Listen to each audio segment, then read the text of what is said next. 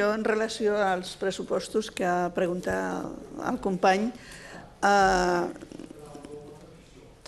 estan esperant el nou perquè depèn del resultat.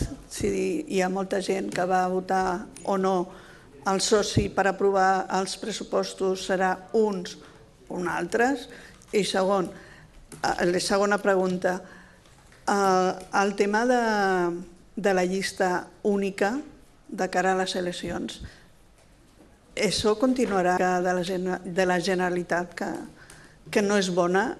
Se té alguna notícia de Madrid si reenviarà més diners per pagar totes les coses que hi ha, totes no, una part de les coses que hi ha pendents? Només aquestes. Per tant, són no dues, sinó tres, no? Molt bé.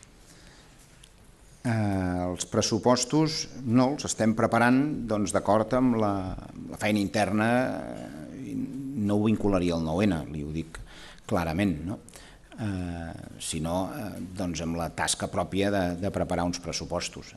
És veritat que fins ara això es feia en un context que era el de la col·laboració d'Esquerra Republicana. Esquerra Republicana ha dit clarament que no hi col·laboraria, per tant nosaltres ara hem d'acabar de preparar-los sense haver-los parlat amb Esquerra Republicana, perquè ells diuen que no els volen aprovar en qualsevol dels casos. I amb els socialistes? No hi ha converses amb els socialistes ni amb ningú, però el govern té l'obligació igualment de preparar-los aquests pressupostos.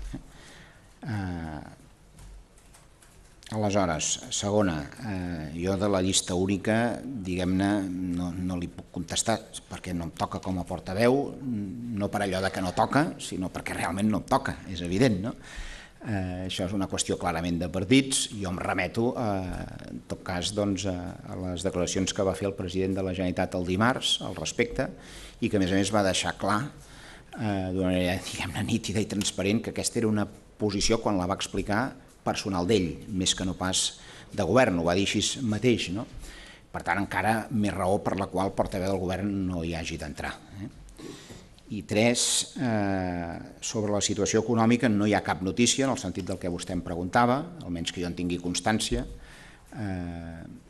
i evidentment la situació és delicada, diguem-ne, per tancar l'any. Ja ho sabíem, ho hem vingut dient i ho continuarà sent. Sí, conseller, ahir va causar sorpresa que vostè sortís i anunciant allò de la unitat tècnica i que al cap de mitja hora o una hora el desmentís la CUP.